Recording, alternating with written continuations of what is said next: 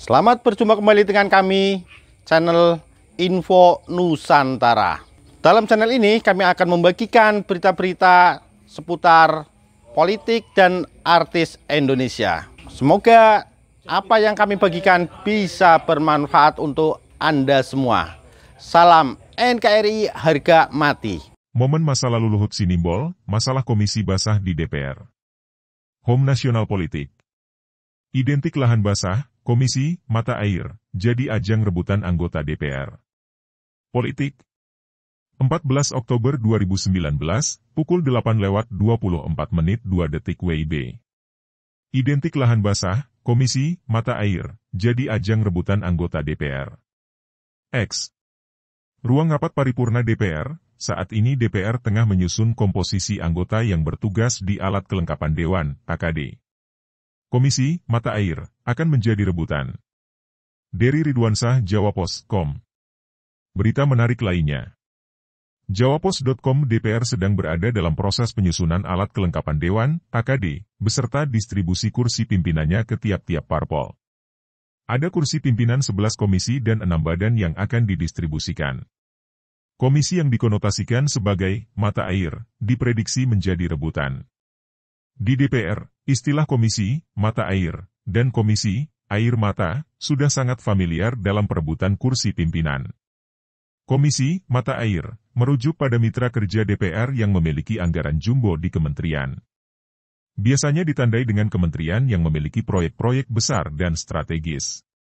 Sebaliknya, komisi, air mata, adalah mitra kerja DPR dengan anggaran minim sehingga potensi permainan anggaran dan proyek juga minim. Diakui atau tidak, komisi, mata air, inilah yang menjadi rebutan fraksi-fraksi sampai sekarang, kata peneliti Forum Masyarakat Peduli Parlemen Indonesia, Formapi, Lusius Karus kemarin, 13/10. Dia membeberkan, setidaknya ada 5 komisi yang selalu menjadi incaran fraksi. Yaitu, Komisi V, 6, 7, X, dan Komisi 11. Anggota Dewan pun berlomba-lomba mengajukan diri untuk menjadi anggota di salah satu komisi tersebut. Komisi V, misalnya. Salah satu mitra kerja Komisi V adalah Kementerian Pekerjaan Umum dan Perumahan Rakyat, Kemen PUPR. Kementerian PUPR banyak proyek. Sehingga DPR potensial untuk cawe-cawe, ujar Lusius.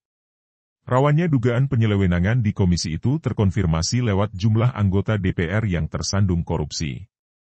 Untuk DPR periode 2014-2019, ada 5 anggota Komisi V yang terciduk KPK. Komisi V paling banyak yang diproses KPK, papar Lusius. Komisi 6 juga tergolong rawan. Sebab, salah satu mitra kerjanya adalah Kementerian BUMN. Untuk DPR Komisi 6 periode 2014-2019, ada 3 anggota yang terjaring KPK. Berikutnya adalah Komisi 7. Komisi yang membidangi Kementerian Energi dan Sumber Daya Mineral, ESDM, itu dikenal sebagai lahan basah. Total ada 4 anggota DPR periode lalu yang menjadi pesakitan KPK dari komisi tersebut. Salah satunya adalah mantan Wakil Ketua Komisi 7 DPR Eni Maulani yang terjaring OTT KPK karena kasus suap bidang energi. Menurut Lusius, makin gemuk anggaran kementerian atau badan, semakin banyak kepentingan DPR yang bermain. Program yang dikerjakan tidak jarang melibatkan kepentingan parpol dan jaringan parpol di daerah. Karena itu, tidak heran banyak anggota komisi tersebut yang tersandung kasus-kasus korupsi. Biasanya deal-deal yang melibatkan banyak kepentingan terjadi di komisi-komisi itu, sebutnya. Yakin tidak ada kegaduhan.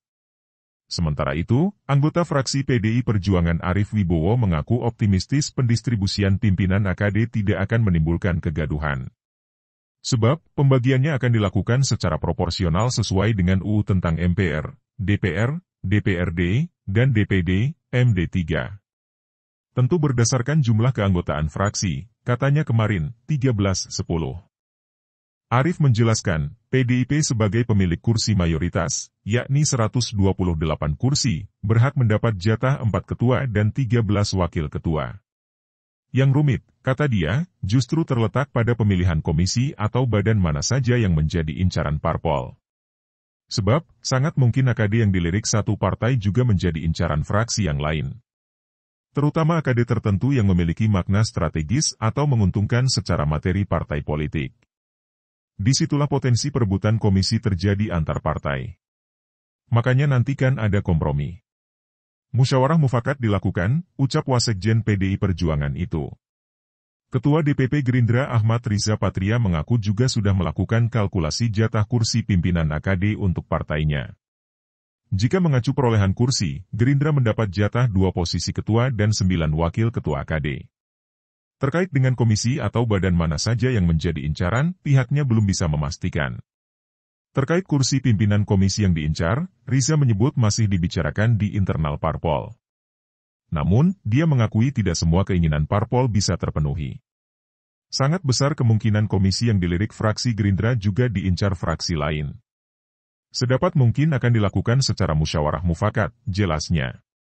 Sementara itu, fraksi PPP sebagai pemilik kursi paling sedikit masih berharap ada keajaiban penambahan jumlah pimpinan AKD. Wakil Sekretaris Jenderal, Wasekjen, PPP Ahmad Baidowi mengatakan, partai yang tergabung dalam Koalisi Indonesia Kerja, KIK, akan mengupayakan penambahan AKD bagi partai-partai dalam KIK. Koalisi kami kan solid. Pasti bisa, penambahan pimpinan AKD, ucap Ahmad Baidowi. Bila mengacu sistem proporsional, PPP hanya kebagian 1 ketua dan 4 atau 5 wakil ketua AKD. PPP pun mengincar AKD tertentu. Seperti Komisi 2, V, 6, 8, Badan Legislasi, Balek, dan Badan Anggaran, Banggar.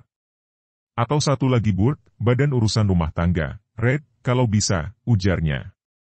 Dia berharap AKD bisa segera terbentuk.